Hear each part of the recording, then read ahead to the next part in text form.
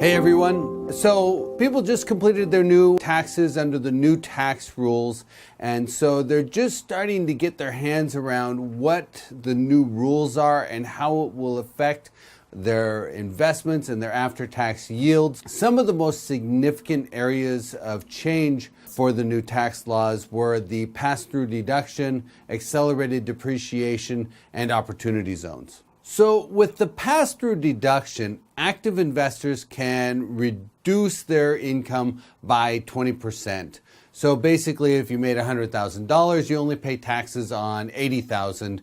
And you can do that through commercial real estate investments, but there are limitations, first of which being that the investor has to be active. They have to be active investors involved in the day-to-day decision-making on their properties. They have to spend at least 750 hours on those investments, and they have to be actively involved in those properties.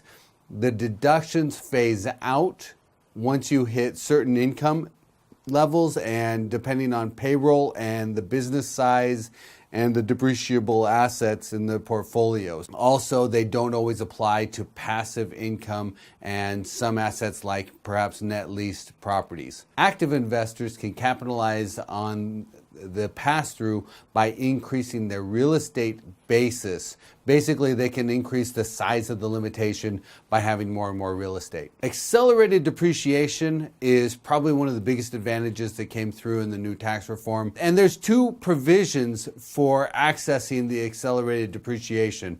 The first is that properties purchased after September 27, 2017 can accelerate the depreciation on personal property associated with those assets. So basically things like the roofing, the HVAC, anything that would be depreciated over 5 or 15 years can actually be depreciated and expensed in the first year. In order to really take advantage of this, you need a cost segregation to break out the personal property from the real property and be able to write that off. And what that does is it boosts the cash flow during the early stages of ownership. Now, there's another way to use accelerated depreciation, which is through the Section 179 ruling, which allows full expensing of up to $1 million of business assets, including furniture, HVAC, etc. And this is really a popular provision for hotel investors.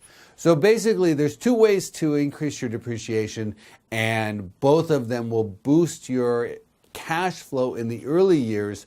But remember, you're going to have to recapture that depreciation when you sell the asset. The third big feature of the tax reform that investors are looking for information on is opportunity zones and opportunity funds. The Treasury Department just released 169 pages of new opportunity zone guidance last Wednesday.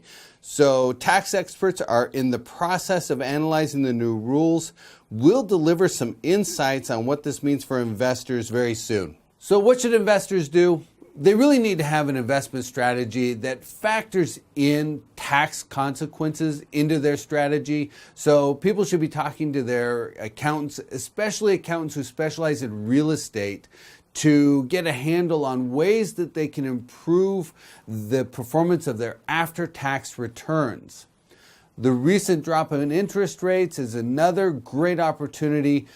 Because you have the mortgage interest deduction still, you can boost your positive leverage and generate stronger after-tax yields. And finally, consider accelerated depreciation, particularly by stepping up your basis in your portfolio, acquiring new assets, and then using cost segregation.